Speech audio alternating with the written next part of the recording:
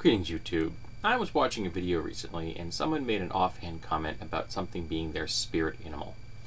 And their companion, because there were two people in the video, called them on it and said, that was kind of insensitive, culturally insensitive to Native Americans. Now, in the context of the video, I think they were making a flippant comment, some famous celebrity was their spirit animal. So, yes, it was a flippant comment. That, if you wanted to, could be considered theistically insensitive. But it got me thinking about something.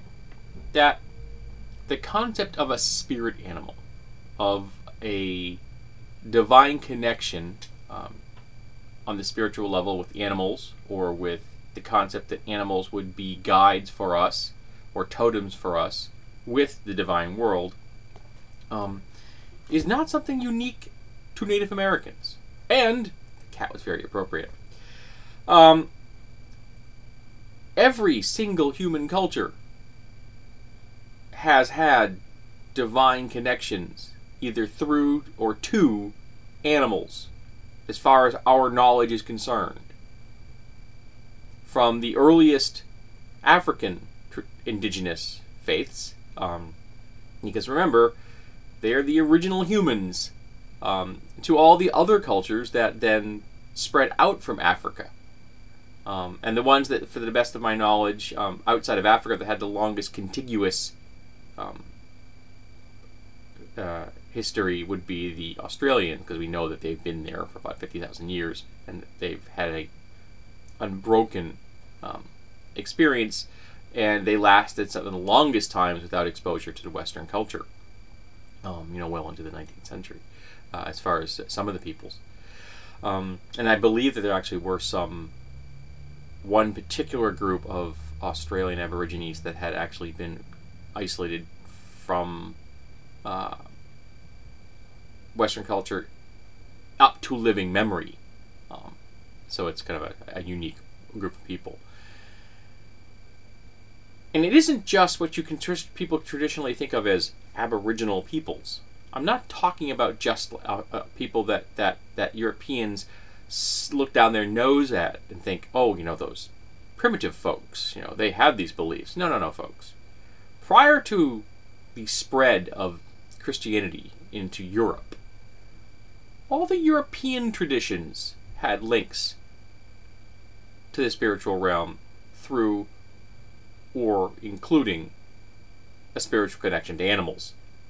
The Celtic and the Norse are the two that pop into my head the fastest. But there were also numerous groups throughout the area that we currently think of as Europe, particularly the incredible degree of diversity in the huge area that we now call Russia. But there are still traditional peoples that are living up in the Arctic regions that most people would view as being European. Now, I'm of Germanic heritage. I also have Welsh blood in my veins. So I feel a distinct connection to Germanic traditions, to Norse traditions, and to Celtic traditions. So if I use the term spirit animal, I think I've got every right to do that. The peoples that I come from practiced spiritual connections to animals. I am a neo-pagan. I identify with bear. Real shock on that one. I mean, there was an entire group of people whose careers were based around bear. And I'm not just talking about the shamans. I'm talking about the berserkers, the berserkers. So these connections run long and deep. And you could, in all honesty, say that, well, people that use the term berserk are being culturally insensitive. To the same degree that you're saying using the term spiritual animal is someone who being spiritually insensitive.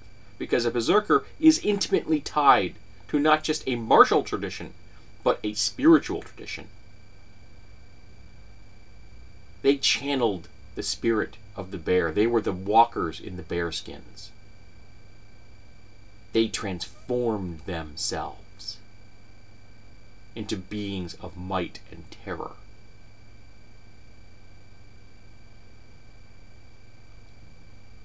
And I'm all about not being culturally insensitive to people. Take my word for it, I am.